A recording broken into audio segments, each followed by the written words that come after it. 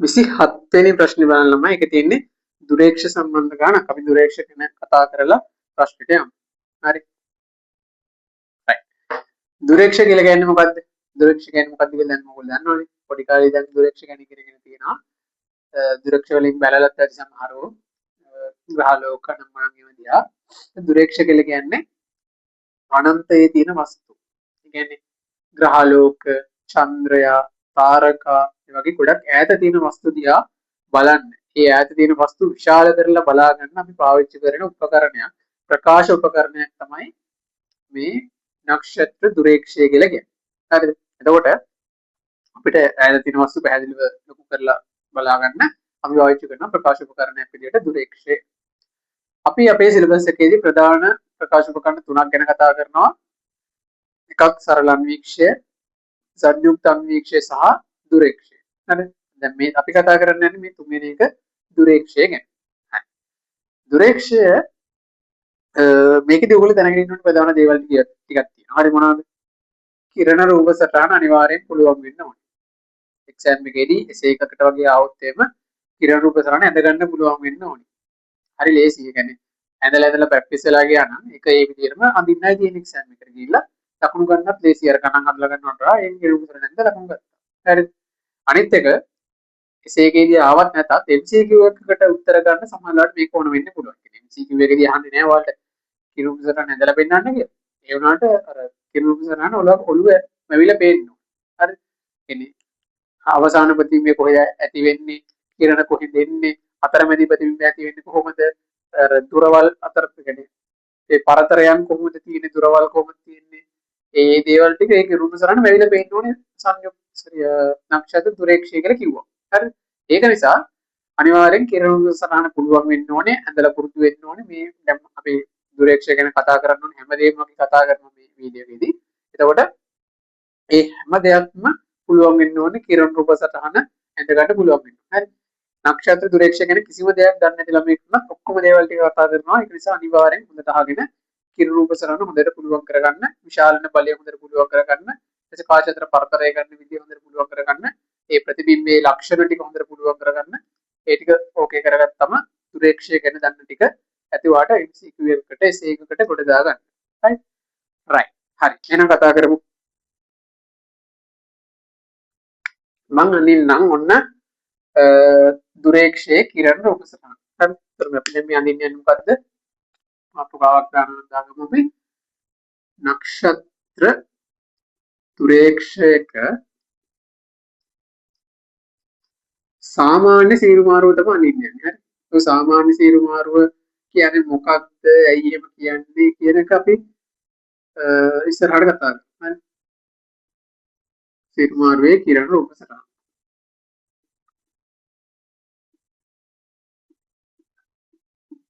හරි. නක්ෂත්‍ර දුරේක්ෂයක සාමාන්‍ය සීරු මාරුවේ කිරණ රූප සටහන තමයි ඔන්න අඳින්නේ යන්නේ. දුරේක්ෂය හැදිලා තියෙන්නේ තමයි ප්‍රධාන උත්තල කාච දෙකකින්. හරි.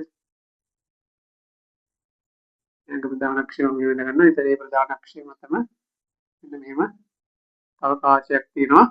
මෙන්න මේ විදිහේ කාච දෙකකින් තමයි දුරේක්ෂය හැදිලා තියෙන්නේ. හරිද? ඒකේ මෙන්න මේ මධ්‍ය අක්ෂය තියෙනවා. අපේ ඇස අපි මෙන්න මේ පැත්තෙන් තියෙන තමයි බලන්නේ. ඇස මේ පැත්තේ තියෙනවා නම් ඇසට ළඟින් තියෙන කාචය නැත්නම් ඇස පැත්තේ තියෙන කාචයට අපි කියනවා උපනෙත් කාචය කියලා. හරිද? එතකොට එන මෙන්න මේ කාචය තමයි උපනෙත්. ඒක උපනෙත් වස්තුව තියෙන පැත්තේ. දැන් මෙහෙනේ වස්තුව තියෙන්නේ. මෙහි දැන් කිරණ එන්නේ. එතකොට වස්තුව තියෙන පැත්තේ තියෙන කාචයට අපි කියනවා අවනෙත කියලා. හරිද? ඒක තමයි එන අවනෙත. හරි. අර උපනෙත මේක අවනෙත. උපනෙත් කාචයේ නාභිය දුරට මොකද කියනවා F E කියලා. මෙතන I කියලා කියන්නේ තමයි E කියන්නේ I piece කියන්නේ තමයි F E කියලා දාන්නේ. අවනෙත් කාචයේ නාභිය දුර F O කියලා දානවා ඔබ්ජෙක්ටිව්. හරිද? ඔබ්ජෙක්ටිව් ලෙන්ස් කියන්නේ F O කියලා දානවා. එහෙනම් ඔන්න F O F E කියලා දාගත්තා අවනෙත උපනෙත්. හරි. දැන් අපි ඔය උපනෙත් කාචයේ අවනෙත් කාචයේ නාභිය දුරවල් ලකුණු කරගන්නවා. ඒකෙදි ඔයාලා මතක තියාගන්න ඕනේ පොඩි දෙයක් තියෙනවා. ආයෙ ඉස්සරහට කතා කරන්න කොහොමද ඒක වෙන්නේ කියලා. දැන්ට මතක තියාගන්න F4 F3 ට වඩා වැඩි කියලා. හරි. F4 වැඩි F3 ට වඩා. ඒ නිසා මම ලකුණු කරගන්නවා F4 මෙන්න මේ වගේ තැනක. හරිද? F4 න ලකුණු කරගන්න. ඊට සමාන දුරකින් මම දැන් F3 ලකුණු කරගන්න ඕනේ. මේ පැත්තේ F4 ලකුණු කරන්න ඕනේ.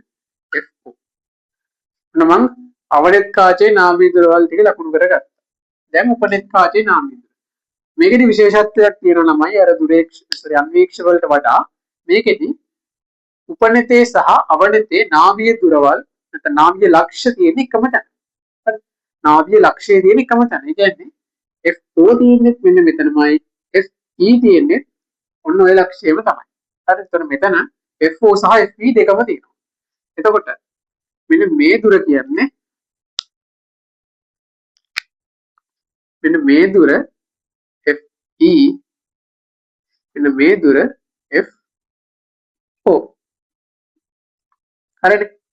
අවනෙත් කාචේ නාභීය දුරයි උපනෙත් කාචේ නාභීය දුරයි තමයි මේ තියෙන්නේ. ඒකයි එහෙම වෙන්නේ කියලා ඉස්සරහට ඕලන්න තේරෙයි. හරි. ඔන්න එහෙනම් දැන් අවනෙත් කාචේ මේ අනිත් පැත්තේ ලකුණු කරගන්න. මේ මොනවද? ඔන්න FE දෙනවා. හරි. ඔන්න දැන් අවනෙත් කාචේ උපනෙත් කාචේ නාභීය දුරවල් ටික ලකුණු කරගත්තා. ඔයා දැන් මේ ස්ටෙප් එකටම තමයි කිරණ රූපසරණ අදින්න පුරුදු වෙන්න ඕනේ. හරි. මුලින්ම කාච දෙක ගන්නගත්තා. FE F4 ටික ලකුණු කරගත්තා. ඊට පස්සේ තමයි කිරණය අදින්නේ. හරි. දැන් කිරණ එන්නේ කොහොමද? අපි දැන් දුරේක්ෂයක් පාවිච්චි කරලා බලන්නේ කොහෙද ළමයි? අනන්තයේ දිහා, ඈත තියෙන වස්තු දිහා, චන්ද්‍රය දිහා, සූර්යය දිහා, ග්‍රහලෝක දිහා, තාරකා දිහා ඔය වගේ ඈත තියෙන වස්තු දිහා බලන්න. ඒත් ඒ වගේ ළඟින් කිරණේ කොහොමද එන්න ඕනේ? සමාන්තරගතවනේ. අනන්තයේ ළඟින් කිරණ. ඒකට ඒගොල්ලෝ මෙව සමාන්තරගතව තමයි ඈත ළඟින් වස්තු වල කිරණ එන්නේ සමාන්තරගතව. ඒක නිසා මොනවා සමාන්තරගත කිරණ තුනක් හදගන්න මෙන්න මේ.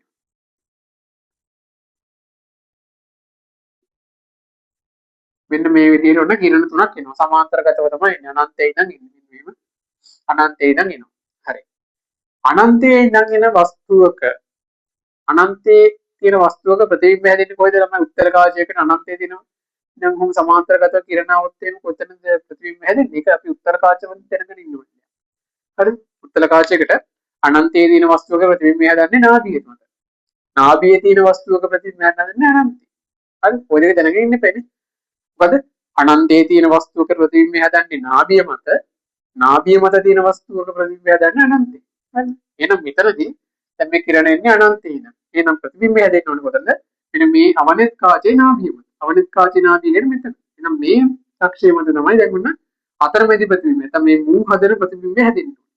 මෙන්න මේ ප්‍රකාශ කේන්ද්‍රයට එන කිරණය කෙලින්ම යනවා අපගමනයක් වෙන්නේ නැතුව මම ඒක මෙහෙම ඉඳලා. හරි. එවෙනම් ඒ ලක්ෂය මෙන්න මෙයාව කැපෙන තැන තමයි ඔන්න අතරමැදි ප්‍රතිබිම්බය. එහෙනම් අනිත් කිරණ ටිකත් මම ඒ හරහාම යවන්න. එහෙම එන්න මේ විදිහට තමයි ඔන්න අතරමැදි ප්‍රතිබිම්බය ඇති වෙන්නේ. ඔන්න දැන් මේ කාචෙන් ප්‍රතිබිම්බයක් හැදුවා FO මත යටිකුරු තාත්තික ඔන්න ප්‍රතිබිම්බයක් හැදුවා. හරිනේ. හරි. දැන් ඕක නෙමෙයි අවසාන ප්‍රතිබිම්බය. හරි. ඔය කරේ මුගෙන් හැදුණු ප්‍රතිබිම්බය තමයි. අවනෙතෙන් විතරක් හදපු ප්‍රතිබිම්බය තමයි මේක. දැන් උපනෙතෙනුත් තව ප්‍රතිබිම්බයක් හදන්න එපා. උපනෙතෙන් හදන එක්කිනා තමයි අවසාන එක්කිනා. උපනෙතෙන් හදනකොට උපනෙතර වස්තුව විදිහට ක්‍රියා කරන්නේ මෙන්න මු. හරිද? උපනෙතර වස්තුව විදිහට කියන්නේ මු. මෙයාට නම් වස්තුව තිබ්බ අනන්තේ. අනන්තේ ඉඳන් තමයි කිරණ ටික ආවේ. මෙයා ළඟට කිරණ එන්නේ කොහොමද? මේ මුගේ ඉඳන් එන්නේ නේ. මෙයාගේ ඉඳන් කිරණ ටික එන්නේ. එහෙනම් මෙයා තමයි දැන් මෙයාට වස්තුව. හරිද? මුගේ වස්තුව මෙයා. හරිද? හරි. එහෙනම් උපරිතේ වස්තුව මෙන්න මේක මුගෙන් එන කිරණ එන්නේ කොහොමද? දැන් මෙයා ඉන්නේ මෙයාට මේ මෙයාගේ නාභිය මතනේ. මම කලින් කිව්වා අනන්තයේ තියෙන වස්තුවක ප්‍රතිබිම්බය හැදෙන්නේ නාභිය මත. නාභියේ තියෙන වස්තුවක ප්‍රතිබිම්බය හැදෙන්නේ අනන්තේ. එහෙනම් මෙන්න මෙයාගේ නාභිය තමයි මේ F4 F දෙන්න මෙතන. එහෙනම් මෙයාගේ නාභිය මත තමයි මේ අතරමැදි ප්‍රතිබිම්බය හැදිලා තියෙන්නේ. එහෙනම් මෙන්න අතරමැදි ප්‍රතිබිම්බයේ ප්‍රතිබිම්බය හැදෙන්න ඕනේ කොතනද? අනන්තේ. එහෙනම් මෙන්න මේ විදිහට අනන්තේ තමයි අවසාන ප්‍රතිබිම්බය හැදෙන්නේ. හරිද? එතකොට ළමයි බලන්න දැන් මේ අතරමැදි ප්‍රතිබිම්බය හැදුනා. අතරමැදි ප්‍රතිබිම්බය මෙන්න මෙයා වස්තුව බවට පත් කරගෙන මේ නාභිය නැති උනේ. නාභියේ තියෙන වස්තුව ගෙන අනන්තය තමයි මේ විදිහට අවසාන ප්‍රතිබිම්බය ඇති වෙන්නේ. හරි. ඔන්නම තමයි අවසාන ප්‍රතිබිම්බය ඇති වෙන්නේ සාමාන්‍ය සීරු මාරුවේදී නක්ෂත්‍ර දුරේක්ෂයක. අනන්තය තමයි අවසාන ප්‍රතිබිම්බය ඇති වෙන්නේ. ඒක කිරණ මේ අවසාන ප්‍රතිබිම්බයේ කිරණ ටික එන්නේ ඇහැට සමාන්තරගතව. right. මෙතනදී අපි ආයෙ දැනගෙන ඉන්න ඕන දෙයක් තමයි මේ අවසාන ප්‍රතිබිම්බයේ ලක්ෂණ ටිකක්. හරි. අවසාන ප්‍රතිබිම්බයේ ලක්ෂණ ටිකක් තියෙනවා. ඒ ටික පොඩ්ඩක් මතක තියෙන්න ඕනේ. මොනවද? පළවෙනි ලක්ෂණය මෙයා හැදෙන්නේ අනන්තයනේ. මේ පැහැදිලිව පේනවනේ. අනන්තය තමයි. එහෙනම් අනන්තය. අනන්තය තමයි. දෙවෙනි එක තමයි මෙයා අතාත්විකයි ළමයි. හරි. මේ හැදෙන අවසාන ප්‍රතිබිම්බය අතාත්විකයි. අතාත්විකයි කියලා කියන්නේ මොකද්ද? වචනේම තේරෙන්නේ අතාත්විකයි කියලා කියන්නේ ඒ කිරණ ටික ඇත්තටම එකතු වෙලා නෙවෙයි අවසාන ප්‍රතිබිම්බය ඇති වෙන්නේ. කිරණ පොඩ්ඩක් පිටිපස්ස දික් කරලා තමයි ප්‍රතිබිම්බය හදා ගන්න ඕනේ. නැත්තම් අපිට අවසාන ප්‍රතිබිම්බේ තිරයකට ගන්න බෑ කියන එක තමයි අතාත්විකයි කියලා කියන්නේ. තිරයකට ගන්න බෑ කියන්නේ අපි අන්වීක්ෂයෙන් හරි දුරේක්ෂයෙන් හරි ප්‍රතිබිම්බයක් දිහා බලනකොට හරි ඒ ප්‍රතිබිම්බය අපේ ඇහැට පේන්නේ අර ඇහැට පේනකොට අපිට ඒක තිරයකට ගන්න බෑනේ ළමයි. ඒක ඇති වෙනවා. ඒ අපිට ඒක තිරයකට සුදු පාට කළදාසයකට සුදු පාට තිරයක් තියලා තිරේ මතට ප්‍රතිබිම්බය හදාගන්න බෑ. තිරේ මත ඒ ප්‍රතිබිම්බය ඒ කියන්නේ කිරණ ටික තිරේ මත එකතු කරලා තිරේ මත හදාගන්න බෑ. ඒ කියන්නේ අතාත්වික ප්‍රතිබිම්බයක් තමයි ඇති වෙන්නේ. ඒක නිසා මෙතනදී මෙන්න මේ කිරණය පිටිපස්සට මෙහෙම එකතු වෙන්නේ දික් කරලා තමයි අපි හදාගන්න ඕනේ.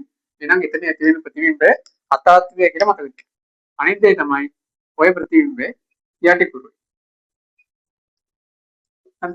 ඔය ඇති වෙන ප්‍රතිබිම්බය යටිකුරුයි. දැන් මෙතනදී ඇති වුණේ අතරමැදි ප්‍රතිබිම්බයත් යටිකුරුයි ළමයි. අතරමැදි ප්‍රතිබිම්බය යටිකුරුයි. ඒත් මේ යටිකුරු ප්‍රතිබිම්බයේ ප්‍රතිබිම්බයක් තමයි මෙන්න මේ උපනත මගින් මේ පැත්තේ ලොකු එකක් හදන්නේ. හරි. එහෙනම් ඒක නිසා අවසාන ප්‍රතිබිම්බයක් යටිකුරුයි. ඒතකොට මේ කරුණු තුන හරියට මතක තියාගන්න. අනන්තය තමයි හැදෙන්නේ. අතාත්විකයි, යටිකුරුයි. වස්තුර වල ඉතින් කොහොමද විශාල කෙනෙක්. වස්තුර වල විශාලයි කියන එක ගන්න. අනන්තේ අතාත්විකයි, යටිකුරුයි කියලා මතක තියාගන්න. හරිද?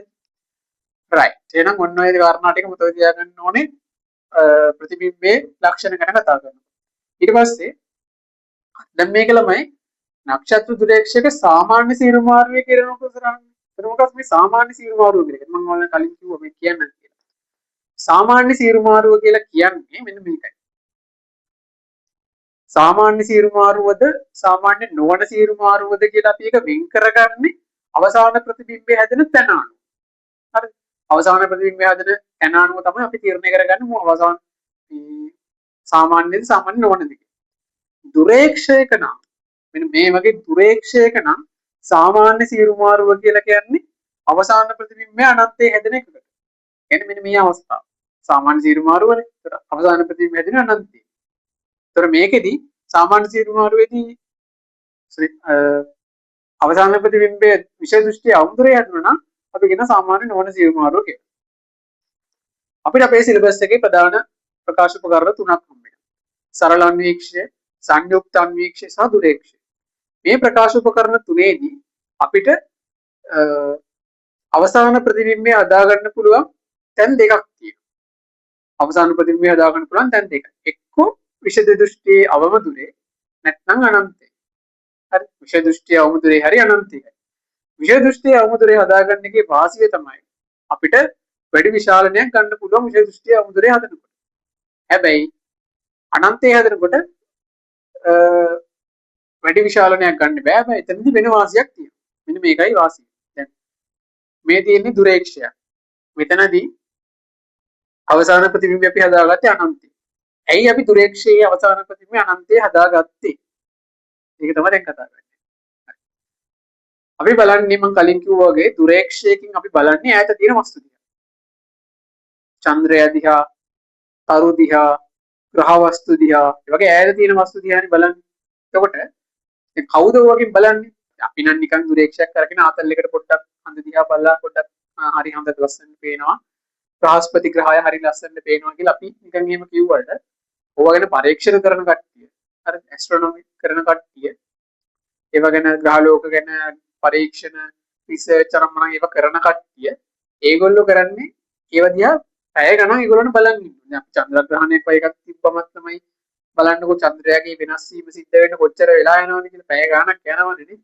එතකොට ඔය ඒ සීන් එක සිද්ධ වෙන්න වැඩි වෙලාවක් යනවා. ඒක නිසා දුරේක්ෂකින් ඕක අපි ගොඩක් වෙලා බලාගෙන ඉන්නවා.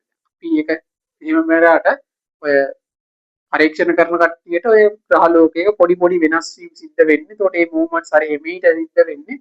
එතකොට ඒව දිහා ගොඩාක් වෙලා ඒගොල්ලන්ට බලන් ඉන්න සිද්ධ වෙනවා දුරේක්ෂය පාවිච්චි කරගෙන. එතකොට ඒ ගොඩක් වෙලා බලන් ඉන්න පුළුවන් වෙන්න ඕනේ මේ දුරේක්ෂය. ඔය ගොඩක් වෙලා බලන් ඉන්න ලේසි වෙන්න තමයි අපි අවසාන ප්‍රතිම අනන්තය හදාගන්නේ. ඒකට හේතුව මෙන්න මේකයි. අපිට ළමයි අපේ මිනිස් ඇසට ළඟ තියෙන වස්තු වලට වඩා දුර තියෙන වස්තු තමයි ලේසියෙන් බලන්න පුළුවන්. හරි. ඔක පේවි ළමයි එහෙම හොඳට දන්නවා. හරි. ළඟ තියෙන වස්තු වලට දුර තියෙන වස්තුන් හොඳට පේනවා. හරි. දුර තියෙන වස්තු පැහැදිලිව يعني ගොඩක් වෙලා බලන් ඉන්න පුළුවන්. ළඟ තියෙන වස්තුත් අපිට හොඳට පේනවා. ඈත තියෙන වස්තුත් හොඳට පේනවා. ඒකේ ඇස හොඳට පේනවා නම් ළඟ තියෙන ඒවා දුර පේනවා හොඳට පේනවා. මම කියන්නේ අර වැඩි වෙලාවක් අපිට බලන් ඉන්න පුළුවන් වෙන්නේ ඈත තියෙන වස්තු දිහා. ඒකට හේතුව මේකයි. බයෝ කරන ළමයි නම් දන්නවා. අපි අක්ෂික කාචේ අර හරස් කඩළු මිසනන මතක තියාගන්න. එතකොට හරක් කරගන්න. එතකොට අක්ෂි කාචේ තියෙනකොට කාචේ උඩිනුයි යටිනුයි තියෙන ප්‍රතියෝජක දේහ. ඔය ප්‍රතියෝජක දේහවල තියෙන ප්‍රතියෝජක පේශි වලින් කාචේ දෙපැත්තට වේම සංකෝචනය කරගෙන ඉන්නේ. ළඟ බලනකොට. හරි. ළඟ බලනකොට කාචේ වක්‍රතාවය වැඩි. වක්‍රතාවය වැඩි කරගන්න උඩිනුයි යටිනුයි වේම සංකෝචනය කරගෙන ඉන්න ඕනේ. තලාගෙන වගේ ඉන්න ඕනේ. එතකොට එතනදී අර මසල් එක වැඩ කරනවානේ. සංකෝචනය කරගෙන ඉන්න බෑ. එතකොට ඒකට ශක්තිය වැය වෙනවා. එතකොට ඒක නිසා ළඟ තියෙන වස්තු බලාගෙන ඉන්නකොට අපේ ඇහැට අමාරුයි. ඇහැට විඩාවටපත් වෙනවා. ටිකක් වෙලා බලන් ඉන්නකොට ඇහැ විඩාවටපත් වෙනවා. ඒක නිසා අපිට ළඟ තියෙන වස්තු බලන්න අමාරුයි. ඒ කියන්නේ විෂද දෘෂ්ටියේ අවම දුරේ ඉඳන් එන වස්තු බලන් ඉන්න අමාරුයි ගොඩක් වෙලා.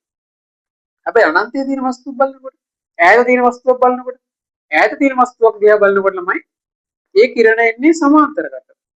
සමාන්තරගත වෙනකොට අපේ අක්ෂිකාචයේ වක්‍රතාවය අඩුයි. එතකොට අර ප්‍රතියෝජක දේහ වලින් මෙහෙම තලාගෙන ඉන්න ඕනේ. ඒ මසල්ස් රිලැක්ස්. ඔක්කොම රිලැක්ස් එකේ තමයි තියෙන්නේ. එතකොට ඇහැ රිලැක්ස් එකේ තියෙන අපිට අනන්තයේ තියෙන වස්තු ඕන තරම් වෙලා බලන් ඉන්න පුළුවන්. හරිද?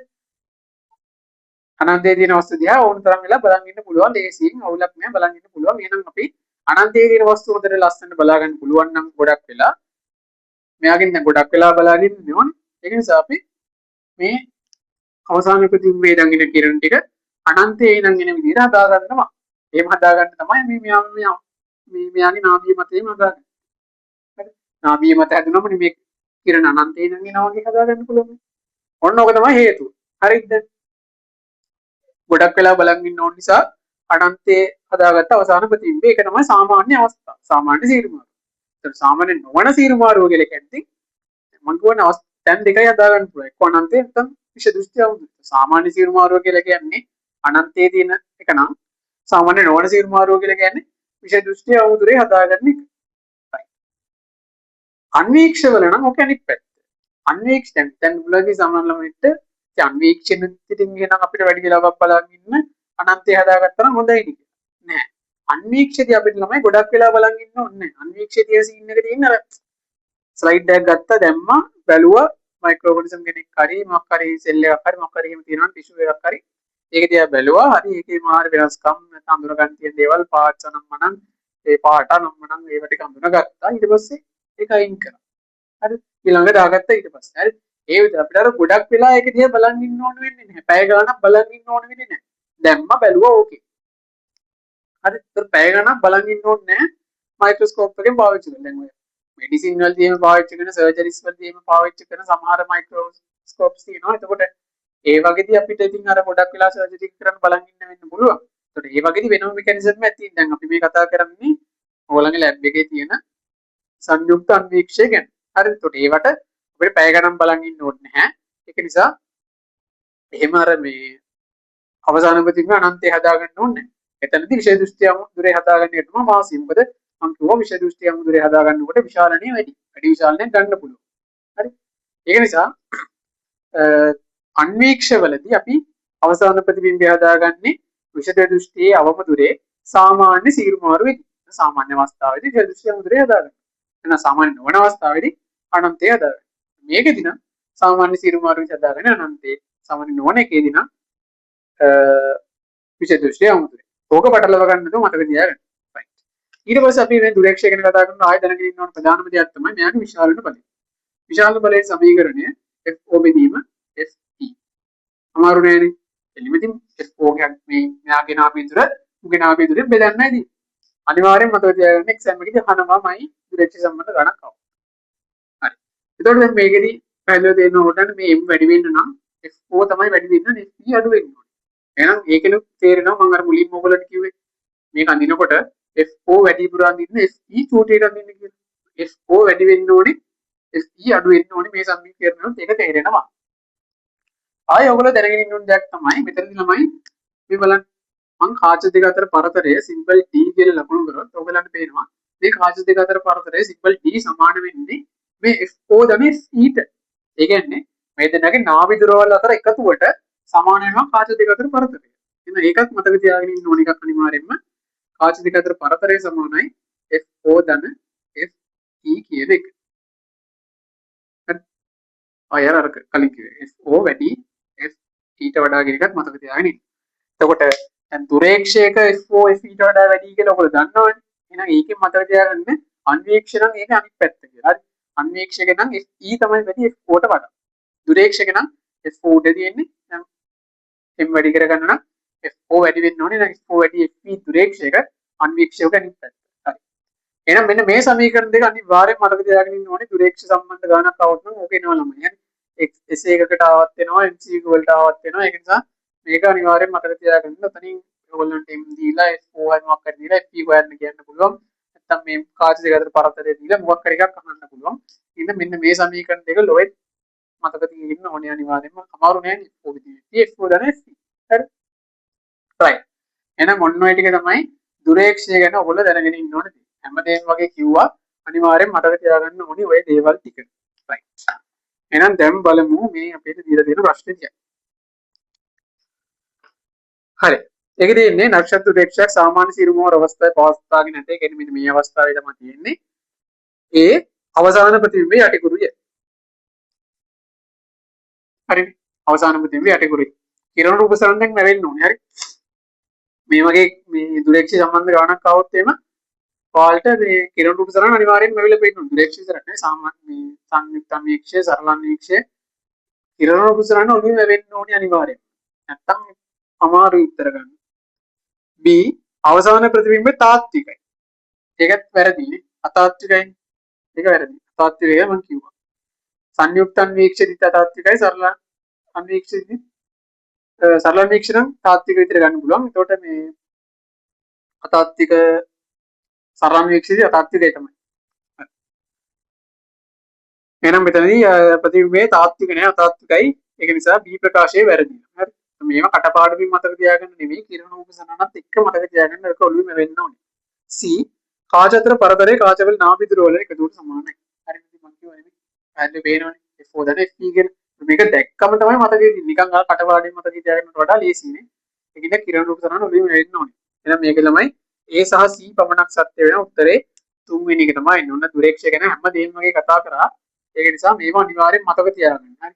මේ කතා කරපුද්දි මම කියපු දේවල් ඒවා ආයෙ ඔළුවේ රිකෝල් කරන්න. අනිත් එක මේ කිරණ රූප සරණ එකපාරක් වා ඇඳලා මතක හිටින්නේ නැහැ. දෙතුන් වතාවක් ඇඳලා පුරුදු වෙන්න. එකපාරක් ඇඳලා ඊට පස්සේ පොත වහලා ආයෙත් අඳින්න try කරන්න. සමහරට එතකොට ඇඳ ගන්න බැරි වෙයි. දැන් මාත් එක්ක මේක බලාගෙන ඇඳ වගේ තනියම පොත වහලා අඳිනකොට ඇඳ ගන්න අමාරුයි. ඊට පස්සේ ආයෙත් පාරක් අඳින්න. ඒ විදිහට දෙතුන් වතාවක් පොඩ්ඩක් ඇඳලා පුරුදු වෙන්න. හරි. එහෙම තමයි පුරුදු වෙන්න ඕනේ. නැත්නම් එකපාර ඇඳ ගන්න ඉතින් බෑ ඕන කෙනෙක්. හරි. ඒ නිසා මේක ඇඳලා පුරුදු වෙන්න මේ කියපු දේවල් ටික හැම එකක්ම වගේ මතක තියාගන්න. MCQ එකක් આવොත් ගොඩක් වැදගත් ඒ දේවල්. හරි. එහෙනම් මේකට උත්තරේ A සහ C පමණක් තුන්වෙනි එක තමයි. ඊළඟ බලමු.